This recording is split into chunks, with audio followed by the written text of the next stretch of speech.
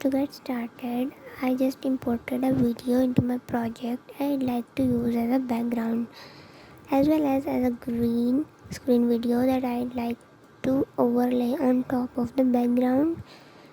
Now let's begin by dragging the green screen video into the track above. Next, go over to the effects panel and type Ultra key into the search box.